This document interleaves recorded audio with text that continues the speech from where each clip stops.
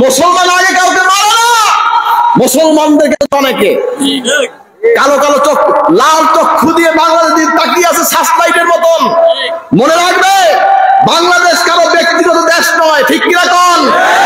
বাংলাদেশ হাজরিন তৌহিদি জনতার দেশ বাংলাদেশ। এদেশে মুসলমান আছে, হিন্দু আছে, খ্রিস্টান আছে, বৌদ্ধ আছে, বিভিন্ন ধর্মের অনুসারী আছে, আছে কি নাই?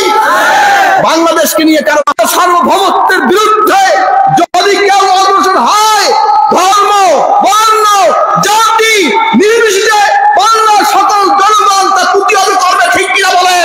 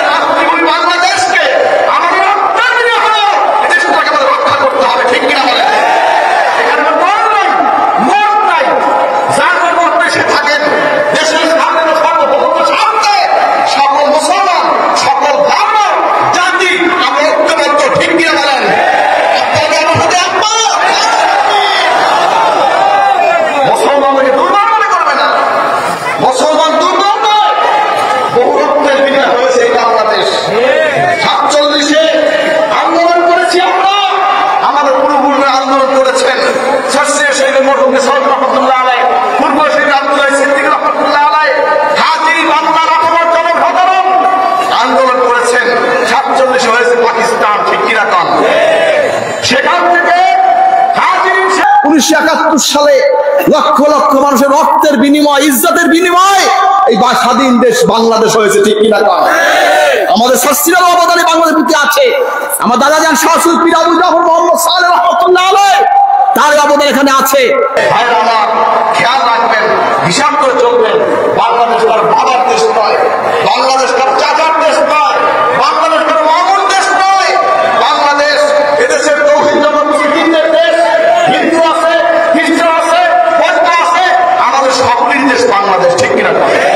ধর্ম যার যার, দেশ সবার, ঠিক? ধর্ম যার যার, দেশ সবার, ঠিক কিনা?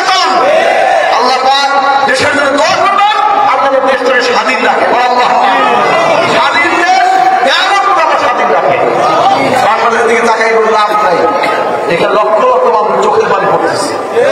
আউলিয়া কেরামের কবুলিয়ার দেশ হচ্ছে বাংলাদেশ।